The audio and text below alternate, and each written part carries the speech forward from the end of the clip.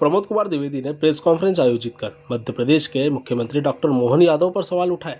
द्विवेदी ने स्पष्ट सवाल किया कि मुख्यमंत्री सिर्फ आदेश पर आदेश जारी कर रहे हैं, जो कि जिला कलेक्टर, नगर निगम आयुक्तों के अधिकार क्षेत्र में आता है। देखें पूरी रिपोर्ट। आज किस प्रकार देखो को ले जा रहे हैं, क्या पूरा मामला है? मध्य प्रदेश के मुख्यमंत्री डॉक्टर मोहन यादव जी बड़बोले मुख्यमंत्री और अज्ञानी मुख्यमंत्री के रूप में बयान जारी कर रहे हैं। पहले भी उन्होंने जारी किया। कल एक सार्वजनिक स्थल पर उन्होंने ये कहा कि पटवारी कलेक्टरों के बाप हो रहे हैं। नामांतरण, बटांकन, सीमांकन आदि में उनकी मनमर्जी चलती थी, जिसे मैंने साइबर तहसील के माध्यम से रोकने का प्रयास किया। शायद उन्हें खुद की किसी न किसी पटवारी से कभी पुरानी पीड़ा रही हो। 500 एकड़ से अधिक जमीन के मालिक है। सिंहस्थ के मास्टर प्लान में से उस जमीन को छोड़ा जा रहा था। उज्जैन के ही भाजपा के नेताओं ने विरोध किया। फलस्वरूप तत्कालीन मुख्यमंत्री शिवराज सिंह चौहान के निर्देश पर सिंहस्थ का मास्टर प्लान उज्जैन का निरस्त हुआ। मैंने आपके सामने साइबर तहसील के आवेदन पत्र प्रस्तुत किए हैं। साथ ही साथ मैनुअल नामांतरण के आवेदन पत्र किस प्रकार से जाते हैं, ये प्रस्तुत किया है। साइबर तहसील जो सरकार रजिस्ट्री के साथ आवेदन पुटअप करवाती है वो है। रजिस्ट्री के बाद जो पहले चलती थी प्रक्रिया मैनुअल आवेदन की, वो है। नामांतरण का अधिकार पटवारी को नहीं होता है। आवेदन ही तहसीलदार या नायब तहसीलदार के नाम से जाता है।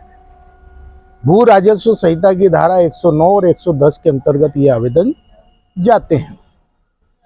पटवारी का काम केवल ये रहता है कि तहसीलदार उसे आदेशित करते हैं कि आप मौके पर जाएं, जमीन का वास्तविक स्वरूप क्या है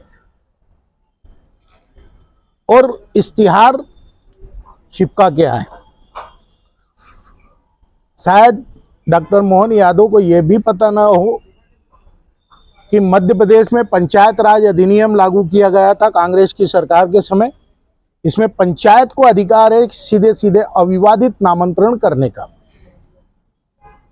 दुर्भाग्य रहा इस मध्य प्रदेश का कि जो अभी बीच में कांग्रेस की सरकार आई थी, तब ग्राम पंचायतों को हम फिर सक्षम बनाने जा रहे थे और पढ़े लिखे उस गांव में जो वकील या युवक थे जिन्हें विधि की जानकारी होती, उन्हें सचिव बनाते और वह सरपंच के साथ मिलकर के अविवादित नामांतरणों का निराकरण ग्राम पंचायत में ही कर देते। ग्राम पंचायत अधिनियम में ये प्रावधान है। और मैं इसका सबसे बढ़िया उदाहरण देना चाहूंगा कि ग्राम पंचायत के एक सरपंच लिंबोदी के तत्कालीन समंदर सिंह पटेल से आप जानकारी प्राप्त कर सकते हैं, या गए अभी कुछ समय पहले ही बीजेपी में गए योगेन महल से भी जानकारी प्राप्त कर सकते हैं, या अन्य कई सरपंच जो निपानिया आदि जगह में जानकार हैं उनसे प्राप्त कर सकते हैं। मैं मुख्यमंत्री जी से पूछना चाहता हूं कि पटवारी अगर कलेक्टर पर भारी पड़ रहा है, इसका मतलब है कि कलेक्टर आपके मंत्रियों पर, आपके विधायकों पर भारी पड़ रहा है। पीड़ा तो यही बता रही है। ऐसे कौन सा पटवारी है जो कलेक्टर उसके अधीन, या तो इसके अधीन बंटवारा बराबर चल रहा है, या आपकी कोई व्यक्तिगत पीड़ा है जो आप सीधे सीधे संवैधानिक व्यवस्थाओं पर बिना जानकारी लिए, बिना जानकारी प्राप्त किए टिप्पणी कर रहे हैं।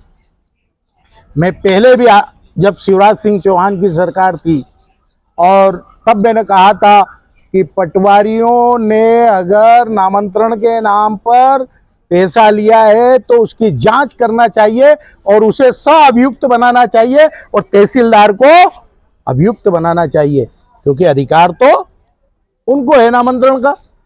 कुल मिलाकर के बड़े अधिकारियों को बचाने के लिए और छोटे अधिकारियों को प्रताड़ित करने की एक जो मंशा हो सकती है वो है, या मुख्यमंत्री जी को अखबारों में, मीडिया में, जनता के बीच खबर छपवाने की बीमारी हो, इसलिए वो इस प्रकार की बयानबाजी कर रहे हैं।